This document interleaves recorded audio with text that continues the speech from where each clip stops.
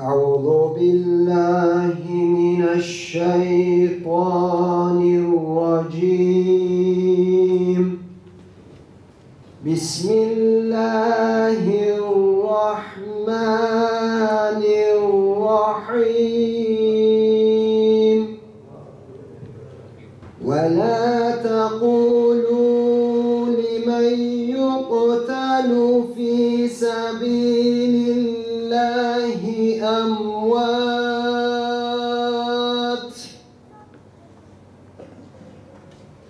بل أحياء ولكن لا تشعرون. Hazreti Adem Aleyhisselam'dan son peygamber Hazreti Muhammed sallallahu aleyhi ve selleme kadar ve günümüze kadar Allah yolunda, hak yolunda, İslam yolunda bu davada canını veren tüm şehitlerimize, Bedir'de, Uhud'da, Hendek'te, Cezayir'de, Mısır'da, Afganistan'da, Suriye'de, Gazze'de, ismini bilemediğimiz, zikredemediğimiz İslam diyarlarının her yerinde kim şehit olmuşsa, bütün şehitlerimizin ruhuna El Fatiha. Gözlerinde mahmurca gülüş, gayrı uyanılmaz uykunda mısın?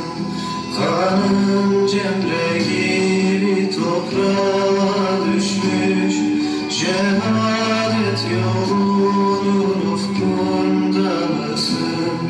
Şehadet yolunda bir tekerlekli sandalyede oturan Şeyh Yasin gibi bir davası, bir tefekkürü, bir dünyası olan bir insana bile tahammül edemeyecek kadar alçalan, aciz devletlerin kendi ideolojisine, tankına, topuna meydan okumaktır aynı zamanda. Yani o felçli adam, o ihtiyar adam, yürüyemeyen adam ama ondan korkuyorlar. Yani şehadet gerçekten bir çağrıdır tüm nesillere ve çağlara. Evet, Erbakan İslam Birliği'ni yine biz ondan öğrendik. İslam Birliği ideali varmış. Ve bugün de İslam Birliği idealini canlı tutmalıyız. İslam Birliği'ni anlatmalıyız. İslam Birliği'ni hedef olarak koymalıyız. Ta 300 yıllık bir rüyadır. Ve gerçekten biz İslam Birliği'ni gerçekleştirmeden bu Müslümanlar ne Amerika'nın, ne Rusya'nın, ne Fransa'nın, ne Almanya'nın, ne İngilizlerin bu oyunlarından baş edemeyiz. Yani bir İslam dinarı, onun bir hayaliydi değil mi? İslam dinarı, İslam ordusu, diyor. Elin gavurun için Birleşmiş Milletleri var, NATO'su var, bizim için yok. Ya biz 57 tane Müslüman ülke bir araya gelse, bu mesela dijital para çıktı. Geçen aklıma geldi, böyle bazen öğrencilerimle paylaşıyorum, dedim oğlum biz düşün bak, bir İslam dinarı diye dijital bir para piyasaya sürsek, dijital para yani hayali bir para. Böyle bir para yok aslında ama İslam dinarı desek ve piyasaya sürsek. Vallahi dedim yani Türkiye'de değil dünyada birinci sıraya yerleşir. Böyle hayalleri vardı Erbakan'ın. İslam dünyası tek bir para birimini kullanacaktı ve doların ve euronun saltanatını böyle yıkacaktı. Bugün o ideal, bugün de öyledir. Bence bugün de dolar ve euronun saltanatını ancak bu şekilde bir İslam dinarıyla ve İslam birliğiyle yıkabiliriz. Ya şimdi bunu söylediği zaman ya o zaman diyorlardı ki ya bu İran'la mı, bu Libya'yla mı, bu efendim Suriye'yle mi? Evet. Erbakan dedi ki evet bu Endonezya'yla, bu Nijerya'yla, bu Libya'yla, bu İran'la yapacağız diyordu. Yani kimseyi dışlamıyordu. Öyle bir ümmet bilinci var. Bugün de en çok muhtaç olduğumuz bu değil mi? Yani bugün muhtaç olduğumuz şey Türkçülük yapmak değildir ya. Ya Türkçülük cahiliyet kalıntısı bir şeydir. Kürtçülük kadar lanetli bir şeydir. Arapçılık kadar lanetli bir şeydir. Bizim peygamberimiz Arapçılıkla mücadele etmedi mi? Yani kendisi Arap değil miydi? İsteseydi Arapçılık yapabilirdi. Ama bugün birileri İslamcılık adına Türkçülük yapıyor ya. Tanrı Türk'ü korusun her yere. Tanrı niye Türk'ü korusun ya? Yani Tanrı'nın başka işi mi yok Türk'ü korusun? Niye sadece Türk'ü korusun? Tanrı Müslümanları korur. Sen Tanrı kelimesi bile sorunlu bir kere. Bizde Tanrı deyince Tanrılar gelir akla ve o zaman şirk Tanrısı gelir daha çok. Bizim Allah'ımız var yani. Biz Allah deriz. Tanrı kelimesi bize göre çok böyle sevdalısı olduğumuz bir kelime değildir. Bunlar aslında yani Peygamber sallallahu aleyhi ve sellem bugün bu söylemleri görse şöyle derdi.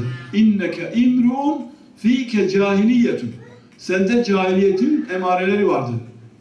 Bizzat bir yemekte sahabenin birisi kendi kabilesini, öbürü kendi kabilesini, öbürü kendi aşiretini anlatıyor.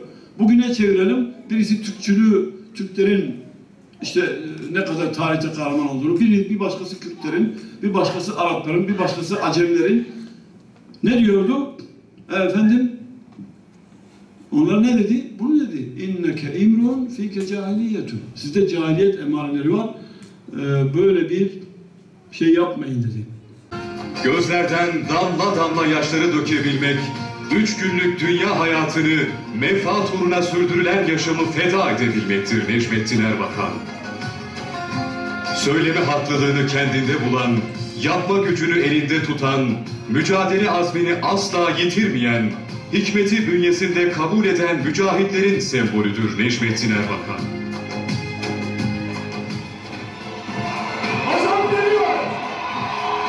Heyecan, heyecan.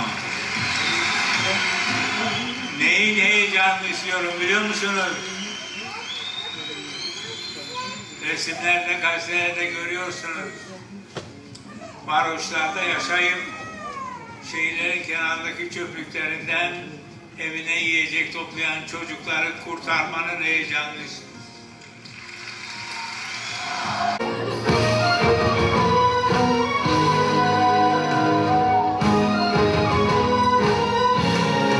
Ya Rabbel Alemin, bu dünyada da, diğer cihanda da, diğer dünyada da bize iyilikler, güzellikler nasip eyle.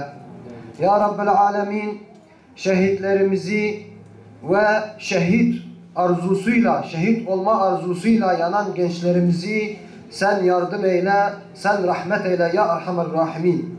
Ya Rabbel Alemin, gençlerimizi, genç kızlarımızı, genç erkeklerimizi sen Kur'an'ın hidayetiyle hidayet eyle ya Erhamer Rahimin. Ya Rabbi, gençlerimizi Kur'an-ı Azimüşşan'ın hidayetiyle, Kur'an-ı Azimüşşan'ın huzuruyla, Kur'an-ı Azimüşşan'ın şuuruyla onları muvaffak et, onları yücelt ya Erhamer Rahimin.